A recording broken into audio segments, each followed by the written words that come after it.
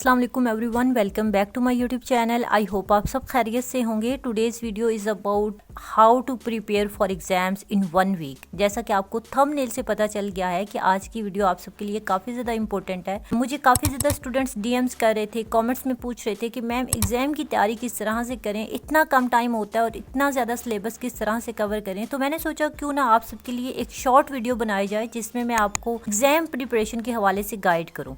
I still remember the night before my exams. मैं अपनी books को देख रही थी और सोच रही थी कि कैसे ये सब कवर करूंगी, क्योंकि इंग्लिश लिटरेचर के एग्जाम के लिए काफ़ी ज़्यादा सिलेबस होता है जिसको कवर करना पड़ता है। So don't worry, you guys don't need to study everything to ace your exams. आपको सिर्फ एक क्लियर और स्मार्ट प्लान पर फोकस करना है। In this video I will give you a 7 day strategy to prepare for exams effectively. So let's get started. सबसे पहले आपको एक वीक की जो डेज हैं उनको डिवाइड करना है, ठीक है। फर्स्ट 2 days आपका गोल होना चाहिए कि आपको इंपॉर्टेंट समरीज पर फोकस करना है, ठीक है, और की थीम्स को अंडरस्टैंड करना है without getting lost in unnecessary details. अपने सिलेबस के मेन टेक्स्ट की समरीज को अंडरस्टैंड करें। इसके लिए आप क्लिफ नोट्स यूज़ कर सकते हैं, स्पार्क नोट्स यूज़ कर सकते हैं, क्योंकि ये ट्रस्टेड रिसोर्सेज हैं। इसके अलावा अगर आपके पास अपने क्लास नोट्स मौजूद हैं तो वो भी आप यूज़ कर सकते हैं। मेरे पास तो मेरे हर सब्जेक्ट के हर मॉड्यूल के अपने नोट्स होते थे। मैं खुद नोट्स प्रिपेयर करती थी, खुद नोट्स बनाती थी। एनीवेज, आपको समरीज इस तरह से रीड करनी है कि जैसे आप विलियम शेक्सपियर के वर्क मैकबेथ को रीड कर रहे हैं। तो आपको क्या करना है कि मैकबेथ का जो प्लॉट है, जो उसकी मेजर थीम्स हैं, जो उसके कैरेक्टर्स हैं, आपको उनके ऊपर फोकस करना है। जैसे मैकबेथ के थीम्स में एम्बिशन आती है, पावर और गिल्ट आता है। मेन कैरेक्टर्स को ब्रेक डाउन करें और अंडरस्टैंड करें कि वो कौन से पॉइंट्स हैं जो कैरेक्टर्स को मोटिवेट करते हैं। जैसे प्राइड एंड प्रेजुडिस के अंदर एलिजाबेथ बेनेट अपनी विट और इंडिपेंडेंस की वजह से जानी जाती थी, जबकि मिस्टर डॉर्सी प्राइड को ओवरकम करना और ट्रांसफॉर्मेशन की वजह से जाने जाते थे। उसके अलावा अगर हम थीम्स को देखें तो themes are core part to understand, क्योंकि एग्जाम के अंदर थीम्स लाजमी पूछे जाते हैं। और हाँ, आपको हर छोटी छोटी डिटेल्स को नहीं समझ, क्योंकि एग्जाम में आपकी मेमोरी को नहीं बल्कि आपकी अंडरस्टैंडिंग को टेस्ट किया जाता है। सो फर्स्ट 2 days आपको समरीज पर फोकस करना है। नेक्स्ट 2 days यानी 3 to 4 days तक आपको पास्ट पेपर्स की प्रैक्टिस करनी है, क्योंकि 2 दिन आपने सिलेबस को अंडरस्टैंड किया, प्लॉट, थीम, कैरेक्टर्स, ये तमाम चीज़ें आपने अंडरस्टैंड की। तो अब बारी है कि आप प्रैक्टिस करो कि आपको कितना समझ आया अपना syllabus. Past papers are like gold mine. आप ऑनलाइन क्विज भी सोल्व कर सकते हैं। इसके अलावा पैटर्न्स को अंडरस्टैंड कर सकते हैं। जैसे अगर पास्ट पेपर में, पोएट्री के पेपर में अक्सर इमेजरी का क्वेश्चन आता है, तो आप उस लिहाज से क्वेश्चन को प्रिपेयर कर सकते हैं। टाइमर सेट करके क्वेश्चन सोल्व करें और ऐसे फील करें जैसे एग्जाम्स हॉल में मौजूद हैं।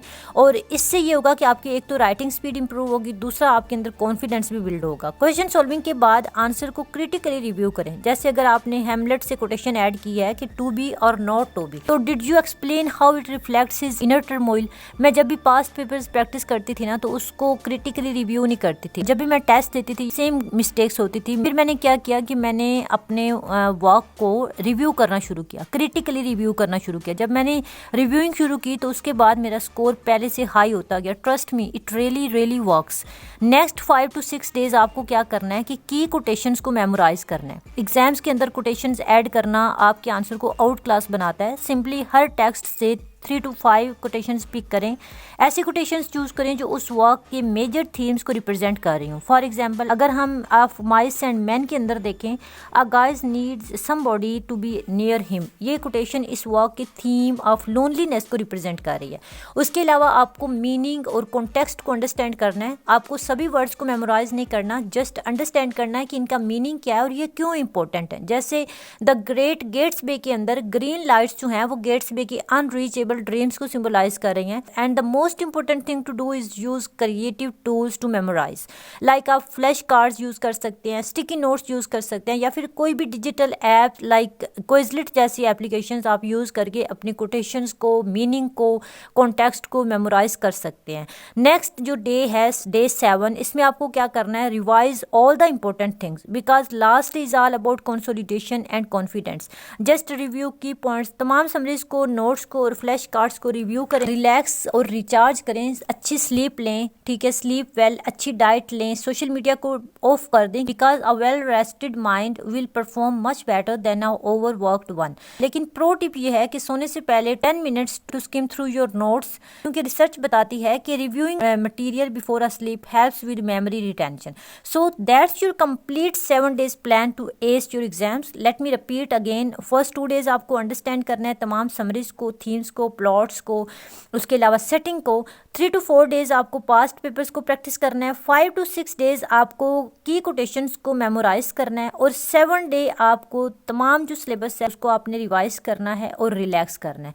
अगर आप इस प्लान को फॉलो करते हैं तो ट्रस्ट मी आपका एग्जाम बहुत अच्छा हो जाएगा और आपकी प्रिपरेशन भी बहुत अच्छी होगी। अगर वीडियो अच्छी लगी है तो वीडियो को लाइक कर दें, अपने दोस्तों के साथ शेयर कर दो ताकि वो भी अपनी जो हैक्टिक उनका एक माइंडसेट बना है कि किस तरह से एग्ज़ाम प्रिपेयर करेंगे, किस तरह से पेपर्स देंगे, तो उनके लिए भी आसानी हो जाए।